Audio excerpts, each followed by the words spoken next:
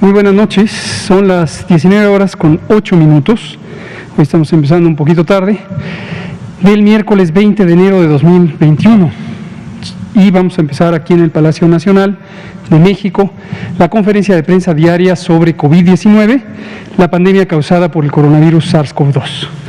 Y hoy, igual que lo hemos estado haciendo desde que empezó la fase de expansión del programa de vacunación contra COVID, vamos a tener nuestro informe técnico y comentaremos sobre la vacunación. Nos acompaña nuestro colega y amigo, el doctor Cristian Zaragoza, quien es el director de información epidemiológica en la Dirección General de Epidemiología, que está al frente del doctor José Luis Salomía. Le voy a pedir al doctor Cristian Zaragoza, si es tan amable, de presentar el informe técnico y enseguida yo comentaré sobre vacunas. Por favor, Cristian.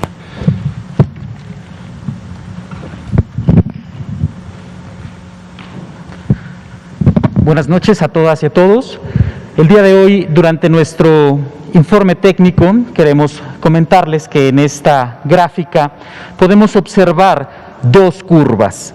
La primera es la que nos habla de los casos estimados, donde nosotros vemos un claro ascenso en el número de casos.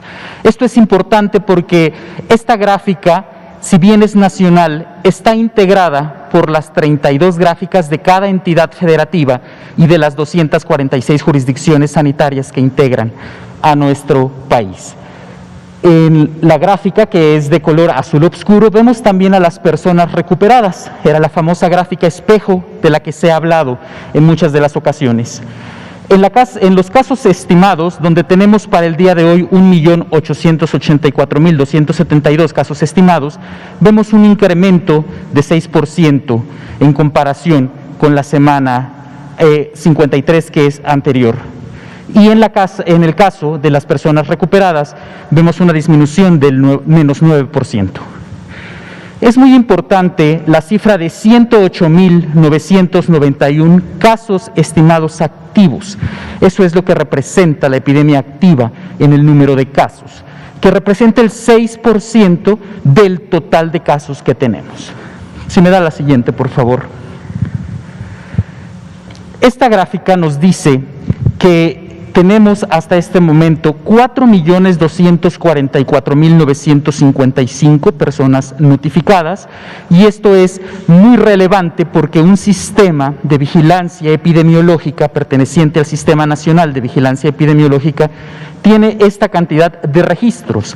Gracias a esta cantidad de registros numerosa podemos hacer muchas inferencias. Tenemos 2.130.111 negativos y 1.688.944 confirmados. El porcentaje de positividad es de 45% a la semana epidemiológica 1 del 2021. Ustedes deben recordar que el año 2020, y lo pueden observar durante la gráfica, teníamos 53 semanas epidemiológicas. Para el año 2021 tenemos 52, y aquí ustedes van a ir viendo cómo progresivamente, conforme van apareciendo las semanas, recordando que una semana epidemiológica inicia el día domingo y termina el día sábado, se van a ir viendo y van ustedes poder observar la gráfica conforme vaya avanzando en tiempo. Este 45% de positividad nos dice que para la semana epidemiológica 1, de 100 personas a las cuales se les tomó muestra, 45 fueron positivas. Si me da la siguiente, por favor.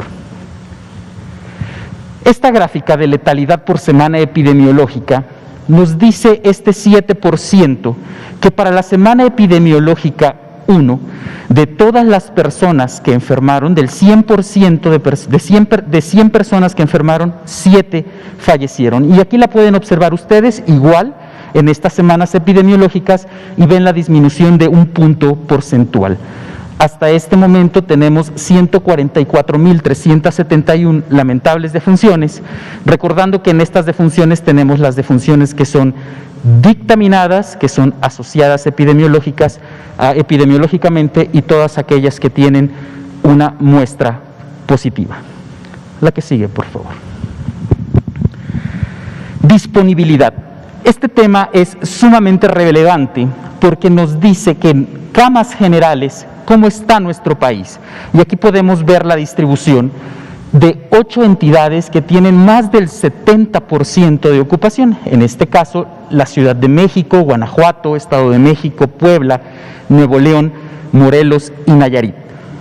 9 entidades federativas se encuentran entre el 50 y el 69%. Estas 9 entidades en este momento están trabajando ya en aspectos de reconversión y expansión hospitalaria. Esto es muy importante, la focalización que se tiene que observar, y 15 entidades tienen menos del 50% de ocupación. Esto nos dice en un total que tenemos a nivel nacional en camas generales un 61% de ocupación. Y aquí hacemos el llamado para que todos no debemos bajar la guardia, sino debemos continuar con las medidas que se han establecido y las que conocemos y que practicamos diariamente. La sana distancia, el uso de cubrebocas, el lavado frecuente de manos, el uso de alcohol gel y evitar en lo posible, de acuerdo al riesgo que se tiene en cada una de estas entidades, las acciones sociales que se refieren por el semáforo epidemiológico. Es muy importante estar verificando estas acciones. La que sigue, por favor. Esta diapositiva nos habla de camas con ventilador.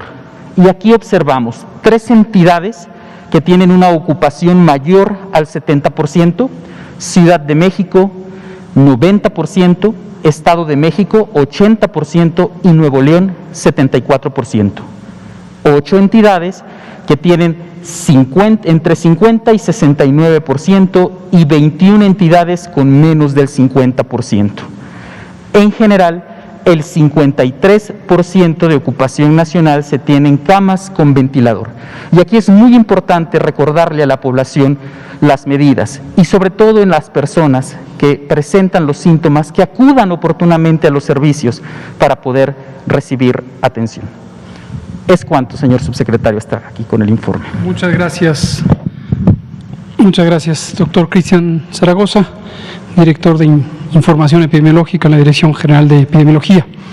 Vacunas contra el COVID. Continuamos con el programa de vacunación contra el virus SARS-CoV-2 para prevenir y controlar COVID-19. Arrancamos el 24 de diciembre. El programa tiene 5 fases claramente definidas.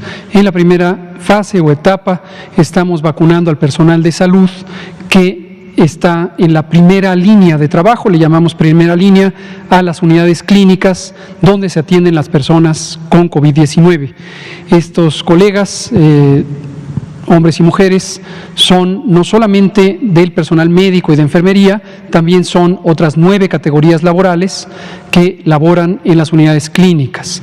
También tenemos que tener presente que las personas que trabajan en el sector privado, en la parte de salud, los trabajadoras y trabajadores de salud del sector privado, que tienen una exposición semejante a las unidades de atención COVID, están siendo vacunadas. Hoy, precisamente, en la Ciudad de México fue la primera experiencia de vacunación del personal que trabaja exclusivamente en las unidades privadas. Hubo varios centros, estos centros de vacunación fueron en unidades militares. Consideramos que era conveniente, así como se hizo durante la fase de calibración, aprovechar la logística que generosamente pone a disposición del operativo las Fuerzas Armadas, la Secretaría de la Defensa Nacional, y ahí se trasladaron al personal de salud de los hospitales privados para ser vacunados. Varios nosocomios muy conocidos en la Ciudad de México participaron en esto y son aquellas unidades que tienen atención COVID.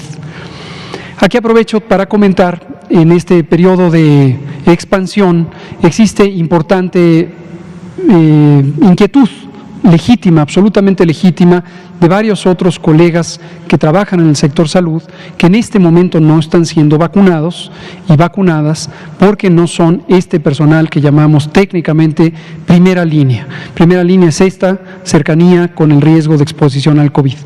Está claro que en varios campos de la salud, como lo hemos comentado aquí varias veces, existen otros colegas que también pueden encontrarse con pacientes COVID, pacientes que padecen COVID y entonces tienen la inquietud de ser vacunados en este momento. Y en algunos hospitales públicos está ocurriendo esto, algunos colegas que no trabajan en la unidad COVID del hospital porque hay hospitales que no son completamente COVID. Pongo el ejemplo del Hospital Juárez de México, que en horas de la tarde algunos colegas del hospital que no están en la unidad COVID tenían la idea de que les habían anunciado que serían vacunados hoy y que después faltaron las vacunas y ya no se les vacunó. No es el caso, las vacunas no faltan, tenemos las vacunas suficientes de acuerdo a los censos del personal que está en las unidades COVID y quien está trabajando en unidad COVID va a ser vacunado. La otra cosa que aclaro, la aclaré esta misma mañana al acompañar al presidente y a los secretarios en la conferencia de prensa matutina, es algo que salió en primeras planas en al menos 2 diarios de circulación nacional y que después se prestó obviamente a mayor confusión por parte de algunas personas que no se enteraron. Ayer, en horas de la tarde, el director del Hospital General de Torreón, Coahuila, a quien le mandamos un saludo, emitió un oficio para su propio personal anunciándoles que se había cancelado la segunda dosis de la vacuna COVID. Esto no tiene ninguna mala voluntad, por supuesto, nuestro colega, el director del hospital, lo hizo con la mejor intención. Sin embargo, es importante aclarar que no hay cancelación alguna. Sigue vigente la segunda dosis y tenemos toda la cantidad disponible para vacunar en segunda dosis a todas las personas que hasta el momento han recibido la primera dosis. Las personas que empezaron desde el 24 de diciembre y en los otros días de la vacunación que han sido vacunados, que aquí están precisamente, con excepción del 25 y el 26 de diciembre y el 1 de enero, hemos vacunado todos los días. Entonces, todas las personas que fueron vacunadas desde aquí hasta aquí, que hasta ahora ya empiezan a cumplir sus 21 días, se les va a vacunar de segunda dosis.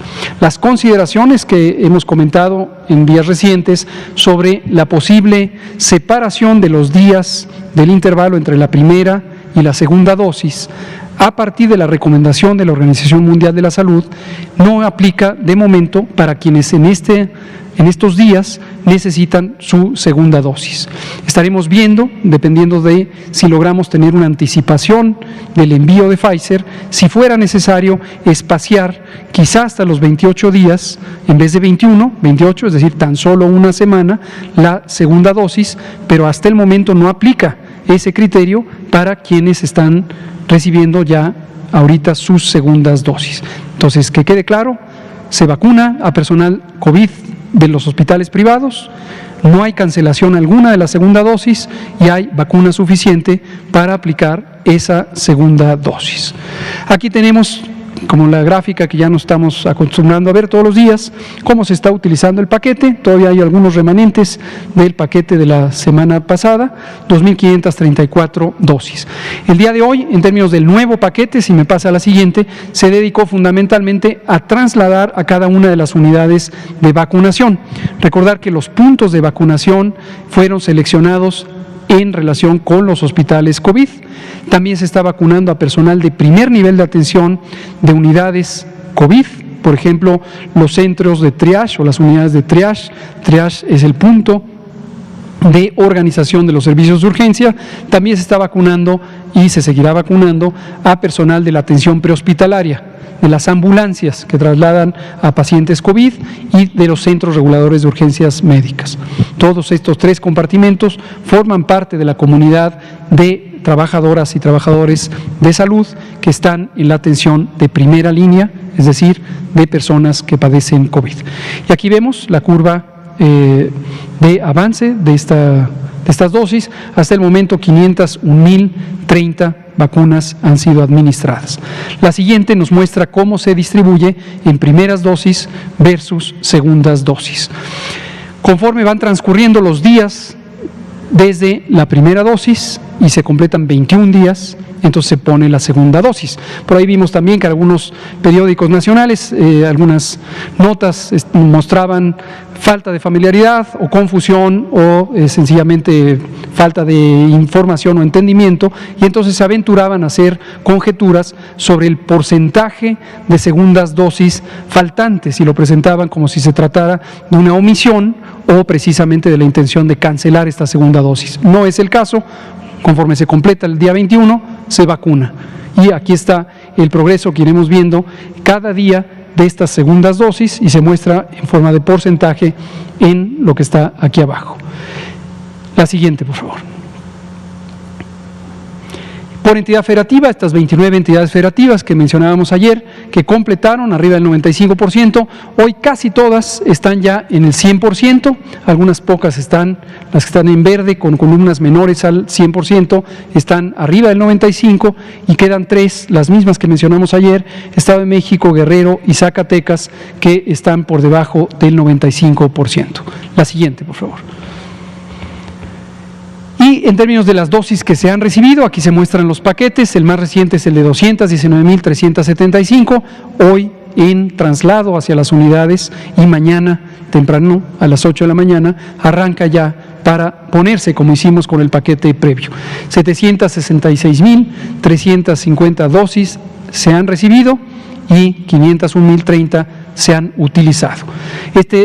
Reserva que habíamos comentado en días pasados, que representaba el 8% de este total, 439.725, ya no está en el INCAN porque ha sido desplazado a algunas de las unidades de vacunación.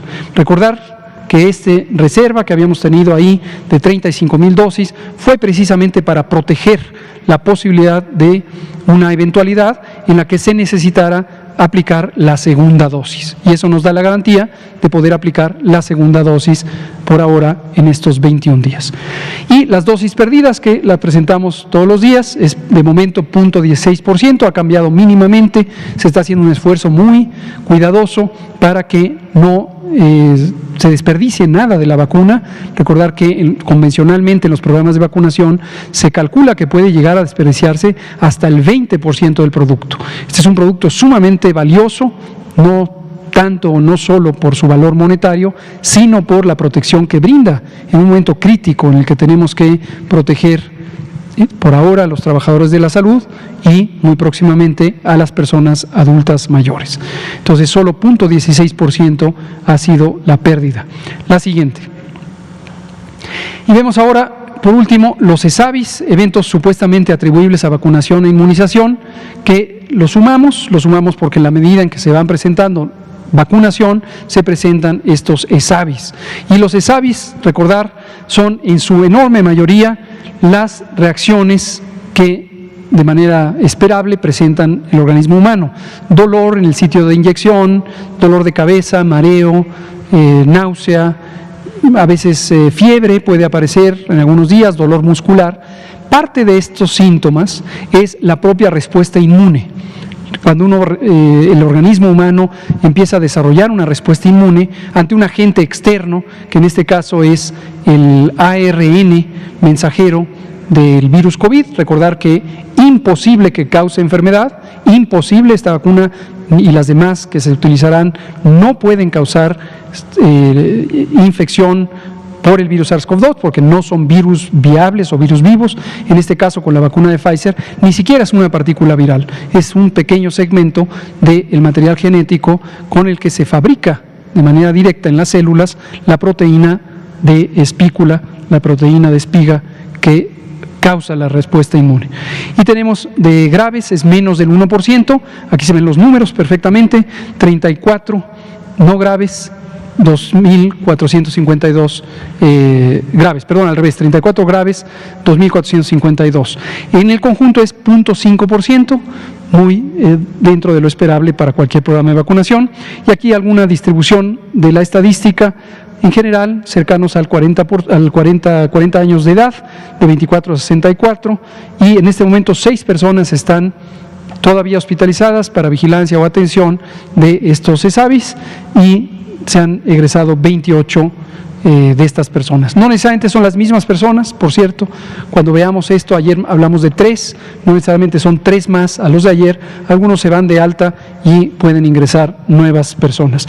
Solamente cuando se trate de una reacción, un ESAVI de particular importancia, lo comentaremos de manera específica, así sea 1, 2 o varios, pero por fuera de eso son reacciones también hasta cierto punto esperadas.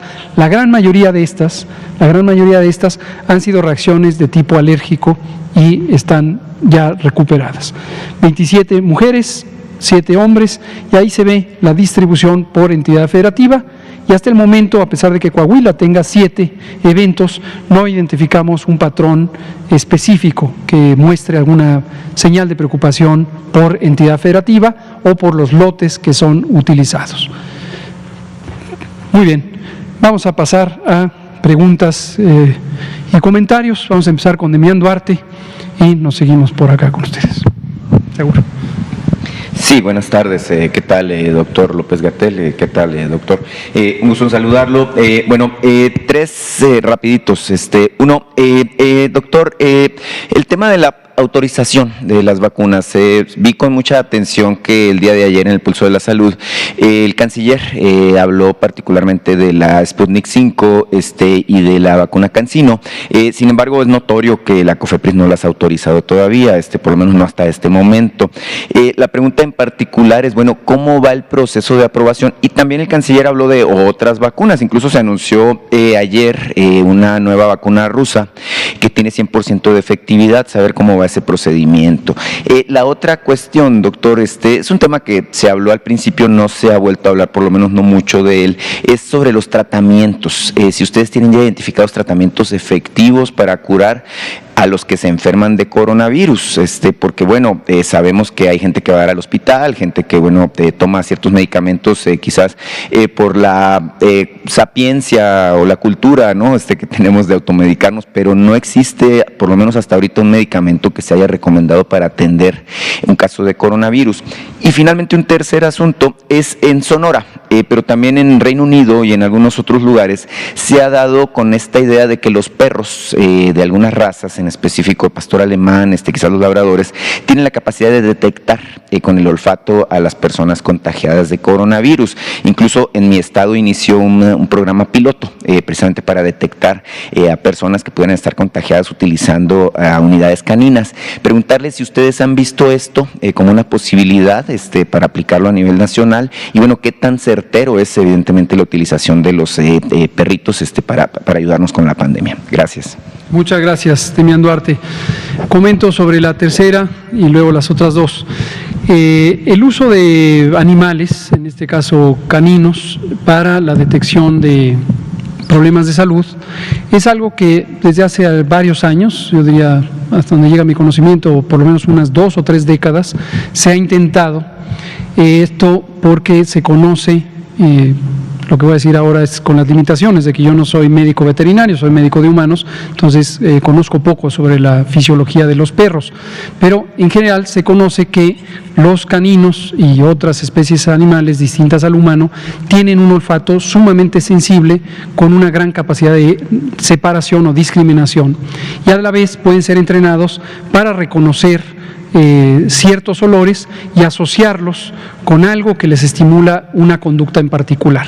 Esto, por ejemplo, es muy conocido el uso de perros o la colaboración, vamos a llamarle, de perros en las labores de seguridad pública para la detección de estupefacientes o de armas o de otros productos que interesa por razones de seguridad pública detectar. Y entonces se les entrena a los perros para que cada vez que huelen algo que identifica a un producto, entonces reciben un estímulo y ese estímulo los condiciona a comportarse de cierta manera, ladrar, quedarse viendo de frente al producto, etc. Y este principio se ha usado, insisto, desde hace unas 2 o 3 décadas, hasta donde llega mi conocimiento, para entrenar y detectar ciertos olores. En materia de cáncer ha sido uno de los modelos de trabajo, cáncer pulmonar, cáncer de colon, son algunos de ellos.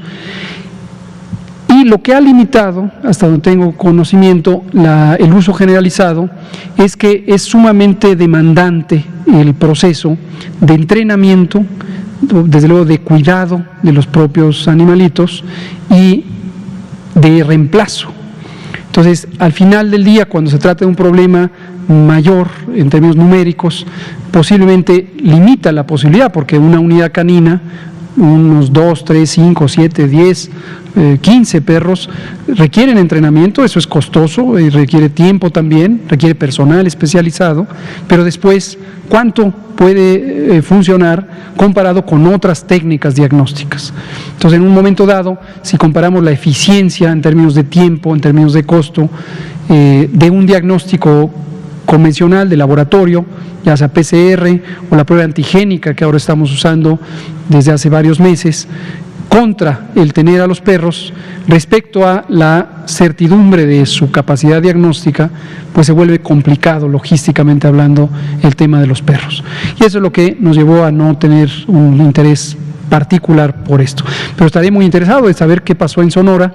Tuve conocimiento por los medios de que se había intentado este modelo.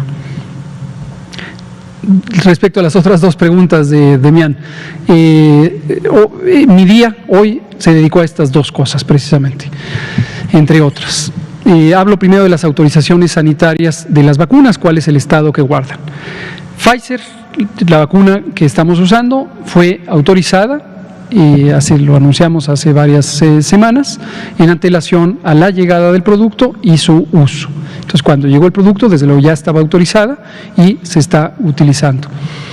AstraZeneca, todavía no está listo el producto para ser aplicado. Hoy llegó en horas de la madrugada el embarque a granel, pero como explicamos esta mañana, este embarque a granel se va a la planta de Leomont y todavía no va a ser directamente utilizado. A finales de marzo, de acuerdo al calendario, ya será utilizado. Sin embargo, el 4 de enero próximo pasado, se le dio la autorización sanitaria. Ahora, aquí es importante aclarar, en todos los países del mundo que hasta el momento han autorizado cualquiera de las vacunas COVID, para todas las vacunas COVID, digamos la diversidad de vacunas COVID que en este momento están ya sea en uso o en autorización próximas a uso, no se trata de un registro sanitario definitivo. En México le llamamos registro sanitario, en otros países se le llama más genéricamente autorización sanitaria. Esto es el permiso de la autoridad sanitaria para el uso definitivo, permanente o de largo plazo de un producto farmacéutico. Para que eso ocurra, se requiere haber completado el ciclo de investigación clínica con resultados finales de los ensayos clínicos fase 3. Y estos resultados finales todavía no están disponibles para ninguna de las vacunas. Ayer en un programa de radio, un colega del sector privado, uno de los hospitales que hoy precisamente llevó a su personal a vacunarse en el colegio militar, el hospital ABC, escuchaba yo en el radio que este colega hablaba con bastante vehemencia respecto a unas vacunas y hablaba en contra y hablaba en favor de otras y decía que para unas ya se tenía los ensayos clínicos terminados y para las otras no. Creo que ahí le falta un poquito de información o conocimiento. En ambos casos, en todos los casos, y aquí en México, y en Estados Unidos, y en Reino Unido, todos los países, no se tienen disponibles los resultados finales de los ensayos clínicos. Por una sencilla razón, el diseño de los propios ensayos requiere un seguimiento de 2 o hasta 3 años de las personas que están en estudio. Entonces, ni para Astra ni para Pfizer se tienen los resultados finales, ni en México, ni en la FDA de Estados Unidos, ni en la Agencia Europea de Medicamentos. Pero, dada la condición de emergencia, es muy importante no esperar. Imagínense que esperáramos 2 o 3 años hasta tener resultados finales, pues habría un daño importante a la población. Entonces, afortunadamente los ensayos clínicos, desde que fueron diseñados, consideran la posibilidad de que con resultados intermedios se tenga suficiente certidumbre, garantía de que se trata de productos seguros y de productos eficaces. que junto con el criterio de calidad en su manufactura son los 3 elementos principales de juicio de las agencias de regulación sanitaria del mundo y desde luego incluida COFEPRIS de México. Entonces, ¿cuál es la autorización que se ha dado? El término genérico es autorización de uso en emergencias, AUE o EUA en inglés. Esto se usa, es un término convencional en la regulación sanitaria del mundo. Y con esa autorización de uso en una condición de emergencia, no hay que perder de vista que los productos no dejan de estar bajo un régimen de observación científica que requiere seguimiento. En parte, el seguimiento de los ESAVIS, que aquí presentamos abierta y transparentemente todos los días, nos parece conveniente que la población sepa cómo se está comportando la vacuna que se está poniendo. No estoy seguro si en otros países del mundo se presenta todos los días cómo va funcionando los ESAVIS, los eventos secundarios. Y parte de estos ESAVIS se vigilan porque interesa proteger a las personas que se ponen la vacuna y reaccionar oportunamente si es que requieren alguna atención, pero en parte para compartir el conocimiento en el mundo y que se pueda seguir informando sobre cuál es el desempeño de estas vacunas. Finalmente, el conocimiento se construye entre los distintos países.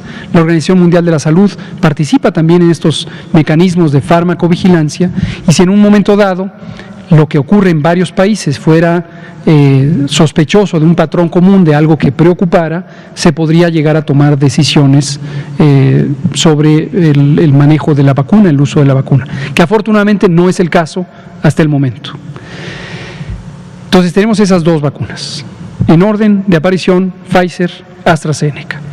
En las posibilidades, en el horizonte de posibilidades, tenemos la vacuna de CanSino, una empresa china que está asociada con una empresa canadiense. De este producto se está realizando el ensayo clínico fase 3 en varios países, incluido México. Arrancó hace un par de meses, en este momento se han reclutado y dado seguimiento a cerca de 14,000, un poco más de 14,000 personas, y lo que va a ocurrir esta misma semana, de acuerdo a lo que dijo la entidad que representa la CanSino en México, Epic Research CRO, que es quien sometió los documentos a COFEPRIS para su revisión, estamos en espera de que este viernes presente ya, para enriquecer el contenido del expediente, el resultado preliminar, el corte de los resultados preliminares del ensayo clínico fase 3. Sin esto no es posible evaluar la vacuna y por lo tanto seguiremos en espera y ojalá no se tarden para poder evaluar si se le da o no la autorización sanitaria. Finalmente, la vacuna rusa Sputnik V. Esta vacuna, como lo comentamos en tiempo real, el miércoles 6 de enero fuimos en una misión especial encomendados por el presidente López Obrador y en mi caso también por el secretario de Salud, y fuimos a Argentina a conocer cuál había sido la ruta que siguió el gobierno argentino, primero para llegarse de información creíble, sólida, completa, transparente sobre la vacuna. Segundo, cómo había evaluado la Agencia Argentina de Regulación Sanitaria, el análogo de COFEPRIS o de la FDA, que se llama ANMAT, Agencia Nacional de Medicamentos, Alimentos y Tecnología para la Salud, cómo había procedido a evaluar el expediente. Dicho sea de paso, la agencia argentina ANMAT es una agencia que, de acuerdo a los estándares de la Organización Mundial de la Salud, tiene un alto desempeño. Se considera así una agencia de regulación sanitaria de alto desempeño, muy prestigiosa en el mundo y en la región. Entonces nos da confianza en un momento dado si una agencia de estas características ya pasó por el proceso. Fue muy gratificante la experiencia, como lo comentamos, porque pudimos conocer la ruta crítica, pudimos hablar con los funcionarios rusos, pudimos conocer cómo evaluó Argentina las buenas prácticas de manufactura y el expediente de la vacuna Sputnik V. Y esta vacuna estará siendo evaluada por COFEPRIS conforme igual se vayan completando los elementos del expediente. Tiene mucho más avanzado, prácticamente todo el expediente de Argentina fue conocido por México y está ya en manos de COFEPRIS desde el propio fin de semana cuando regresé del viaje de Argentina, y solamente había 2 o 3 detalles que tenían que ser específicos para el expediente mexicano. Todo esto está haciéndolo COFEPRIS, y aquí les recuerdo que COFEPRIS requiere tener autonomía de gestión. Esto por especulaciones que se dieron hace algunos meses por parte de algunos medios respecto a la adscripción de COFEPRIS a la Subsecretaría de Prevención y Promoción de la Salud. Aunque yo estoy a cargo de supervisar el buen avance de COFEPRIS, yo no me involucro en las deliberaciones técnicas que tenga COFEPRIS, son autónomas y yo simplemente tomo conocimiento de lo que vaya ocurriendo. Entonces, eso es el estado que guarda. Finalmente, un momentito, tratamientos, me interesa comentar sobre tratamientos. Efectivamente, hoy precisamente tuve varias conversaciones con algunos colegas clínicos, el doctor Rafael Valdés, quien es el director de la unidad temporal en el Centro Banamex, y también el doctor David Kersenovich, director del Instituto Nacional de Ciencias Médicas y Nutrición Salvador Subirán. Y reflexionábamos precisamente sobre las oportunidades de incorporar nuevas terapéuticas. Y una de las inquietudes nos resulta un tanto inquietante que cuando surgen ideas en los medios de comunicación sobre medicamentos que pudieran ser útiles para tratar el COVID, esta información se propaga a una velocidad impresionante que no necesariamente guarda relación con la solidez de la evidencia científica. Así fue con la hidroxicloroquina, así fue con la ivermectina, así fue con la acitromicina, que es un antibiótico de uso común, y con otros. Y esto llevó a un uso desmedido de estos medicamentos, fuera de lo que es razonable con base científica, y preocupa mucho porque tanto en hospitales medianos o grandes o consultorios particulares se abusa de estos medicamentos, se utilizan fuera de una indicación terapéutica autorizada, y aquí en esta misma conferencia hemos presentado varias veces la guía de tratamiento contra el COVID que avala, recomienda el sector salud mexicano, no solo la Secretaría, el sector, pero desafortunadamente se pasa a utilizarlos. Entonces lo que estábamos viendo es cómo podríamos continuar el esfuerzo de tener una mejor práctica médica, particularmente en el sector privado pequeño, que es donde hay menos estándares de práctica, con la ayuda precisamente de centros de excelencia que han demostrado tener alta efectividad en el uso de distintos esquemas de tratamiento.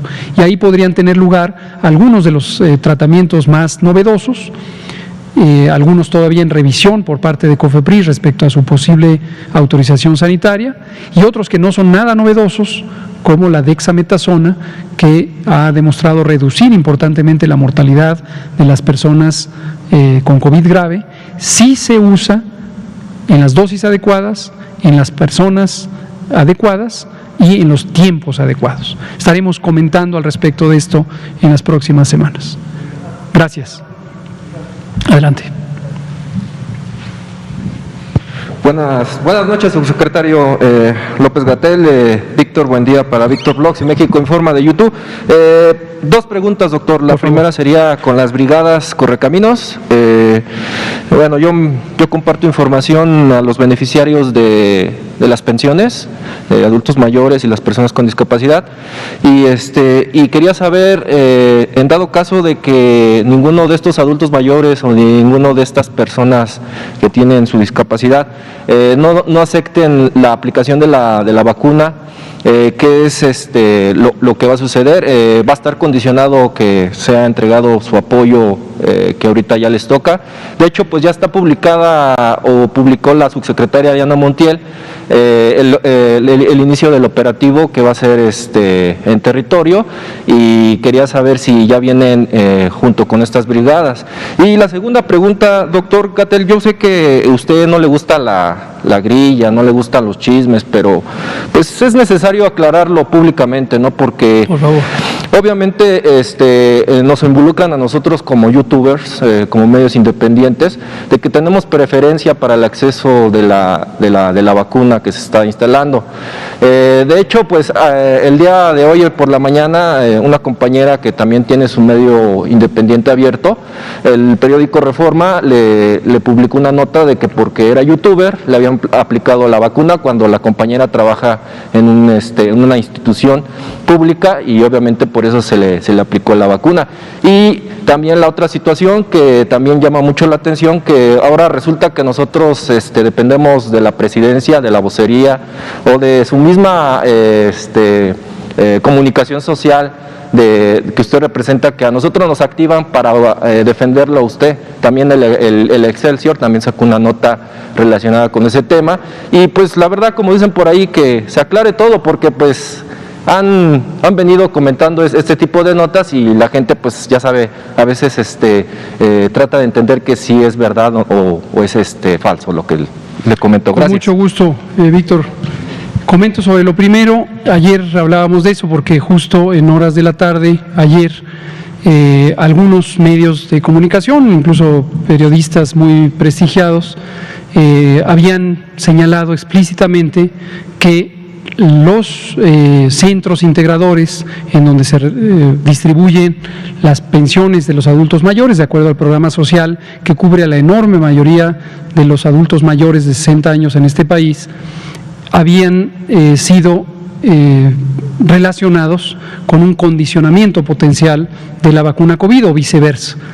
Esto carece de mérito. Yo considero que siempre sería muy deseable aspirar, no dejamos de aspirar a que en México podamos tener una prensa un poco más profunda, más analítica, más apegada a fuentes primarias, que contraste versiones, que pueda dar evidencia, vaya. Es fácil hacer señalamientos, pero cuando los señalamientos no van acompañados de evidencia, pues enseguida quedan en el lugar que les corresponde en términos de la credibilidad. Entonces lo aclaré ayer en la noche, no tiene nada que ver una cosa con la otra. El utilizar la infraestructura, tanto física, los centros integradores, como los mecanismos de organización y los servicios humanos de los programas del bienestar, es para lograr el más amplio y rápido despliegue territorial que permita vacunar lo más rápidamente posible a la población, en este caso las personas adultas mayores. Se dijo falsamente también en esta noticia que se estaba indicando que la vacunación para los adultos mayores ocurriría este viernes. Ya aclaramos que no es el caso, para que no se confundan. Y hay un elemento sumamente importante: de las llamadas telefónicas que se hicieron ayer, forman parte de una encuesta de preparación logística. Resultados muy útiles. Ayer comenté algunos preliminares, esto desde luego está siendo analizado. Pero, por ejemplo, déjenme ver si me acuerdo, aquí lo tengo, 11% de las personas aceptan la vacuna. Se les preguntó, ¿usted aceptaría la vacuna contra el COVID? Dijeron sí, pero no pueden trasladarse porque tienen alguna discapacidad o algún obstáculo para movilizarse. 61% afortunadamente acepta la vacuna y sí puede trasladarse a los puntos de vacunación. 22% en este momento no aceptan la vacuna. Y esto va de la mano con su pregunta, ¿qué hacer? Pues intentar persuadirles, intentar explicar que la vacuna es importante para protegerles, para proteger a sus familias, que existe un elevado riesgo de mortalidad en las personas adultas mayores comparadas con las personas más jóvenes, y invitarles a que se vacunen. Dejamos en claro desde el inicio, la vacunación es voluntaria y no existe razón alguna para pensar que el condicionar el beneficio social, que hoy ya es un derecho consagrado legalmente, de la pensión a los adultos mayores, es un mecanismo de persuasión para que se vacunen. No tiene nada que ver una cosa con la otra. De hecho, el cooperativo Correcaminos de vacunación contra el COVID-19 no es un operativo de la Secretaría de Bienestar, es un operativo del Gobierno de México, donde participa la Secretaría de Bienestar, y la conducción técnica en la parte de salud la lleva la Secretaría de Salud con las instituciones del sector salud. Y en fin, 71% sí acepta la vacuna, 2% habían fallecido lamentablemente habían fallecido, de quienes estaban en el censo de adultos mayores, habían fallecido 2%. No solamente por COVID, por otras múltiples razones, pero desafortunadamente ya no están. Entonces, pues hay que borrarlos del censo, ya no se pueden considerar para la vacunación. Y así, varias de las preguntas están encaminadas a esto.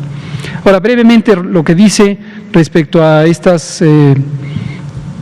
información que algunos medios de comunicación, de la prensa escrita, suelen sacar, es un poco el estilo, ya vemos el estilo editorial respetable. Yo creo que cada casa editorial decide cuál es su estilo. Hay quien habla en no y continuamente dice lo negativo, pues es un poco un estilo, es como las novelas de terror, pues es un estilo propio.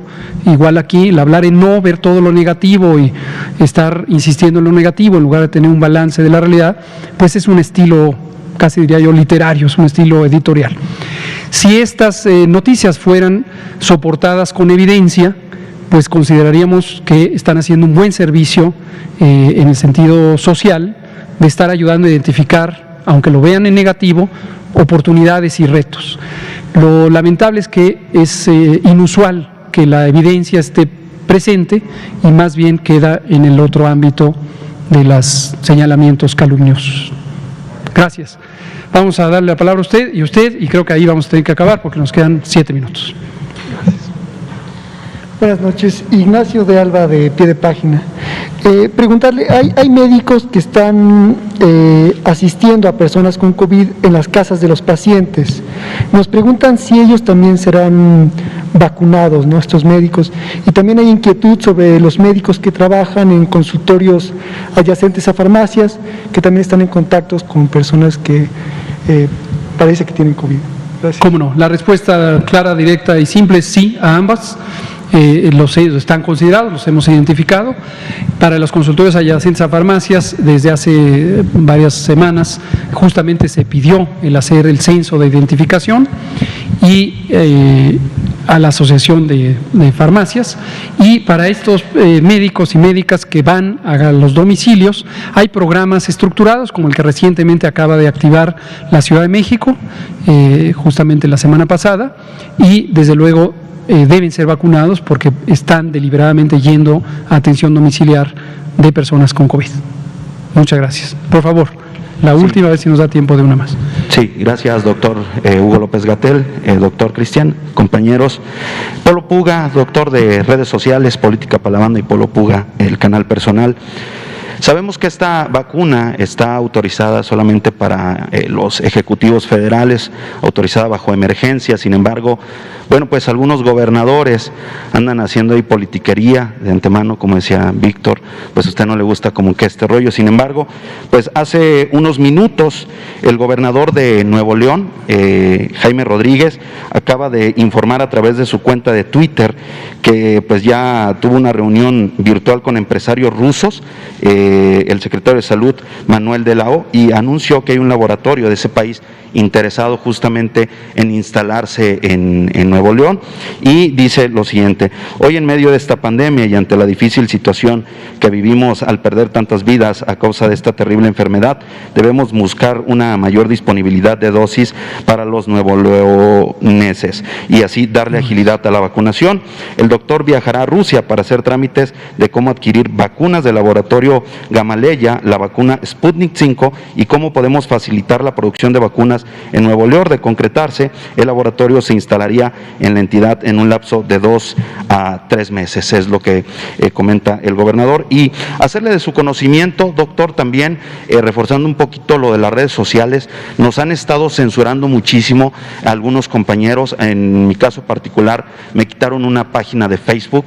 En diciembre vine a preguntarle justamente, me tocó al doctor Ricardo, y yo soy recuperado COVID.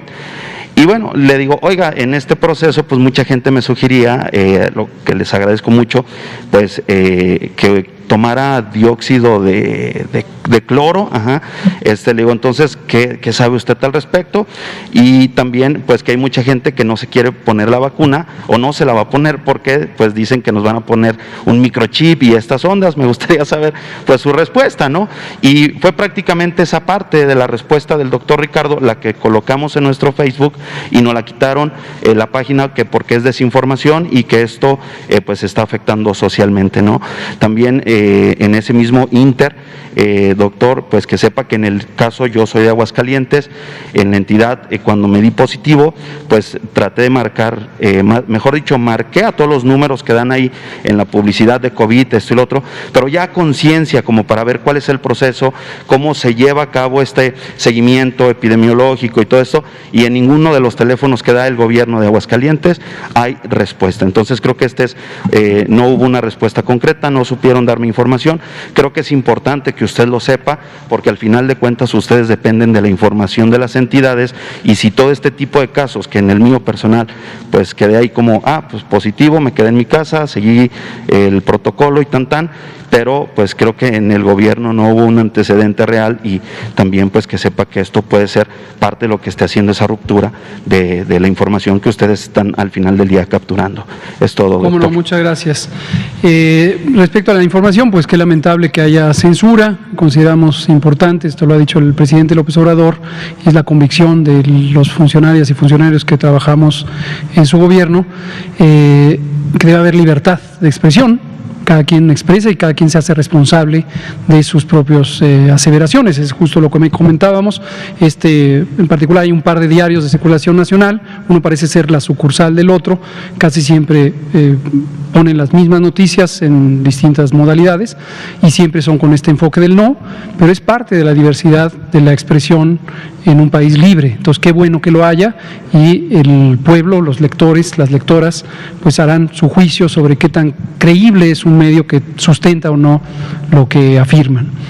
Respecto a los tratamientos, este famoso dióxido de cloro ha sido famoso porque es un poco el ejemplo de lo que decía, circula en las redes sociales, circula en algunos medios de comunicación y se implanta en la conciencia de las personas que están deseosas de ver alguna alternativa terapéutica cuando son muy pocas o casi ninguna. Y periódicamente rastreamos nosotros la información, qué tan sostenible, qué tan creíble, sólida, integrada es, y no hemos encontrado que así sea. Me han llegado a plantear incluso formalmente a la oficina esta idea del dióxido de cloro. La postura que tenemos no es una postura personal, es una postura institucional, es toda posible molécula, todo posible tratamiento debería ser evaluado, pero los estándares científicos tienen que ser los mismos.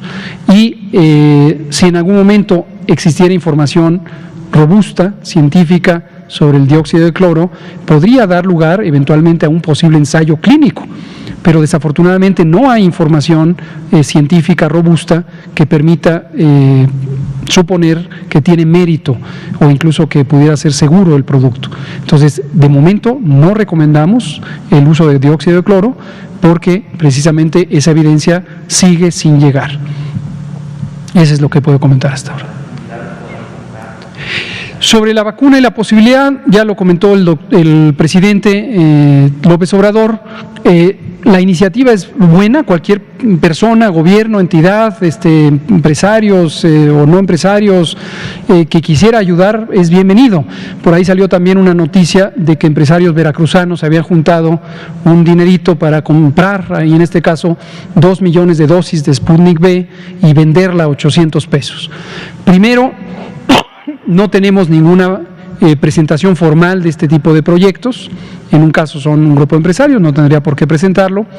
En otro caso, si no hay formalmente una obligación, supondríamos que hay una cortesía institucional y en su momento el gobierno de Nuevo León presentará formalmente este planteamiento o lo harán a través de nuestro amigo, colega, el secretario de Salud, Manuel de la O. Cavazos, un excelente médico, un excelente secretario de Salud, pediatra, académico, muy sólido, muy serio. Entonces, pues deseamos éxitos. Si esta misión ocurre, él viaja Rusia en este momento, que hace un frío tremendo, solo que vaya bien abrigado, pero desde luego le deseamos éxito a nuestro querido secretario de Salud del Estado de Nuevo León y estaremos ansiosos de conocer qué es lo que concretó y qué oportunidades hay para México, no solo para tratar o prevenir el COVID, sino incluso en el ámbito del desarrollo económico, si es que se concreta un proyecto realista de producción a mayor escala. Muchas gracias. Aquí terminamos, son las 20:02. Muchas gracias por su atención. Vámonos. La vacuna contra la COVID-19 ya está en México y durante los próximos meses llegarán millones de dosis más. La vacunación es universal y gratuita, empezando con el personal médico. Es momento de esperanza y tu ayuda es muy importante para enfrentar al coronavirus. Mientras te toca vacunarte, quédate en casa. Mantén limpias tus manos y guarda sana distancia. Recuerda, si te cuidas tú, nos cuidamos todos.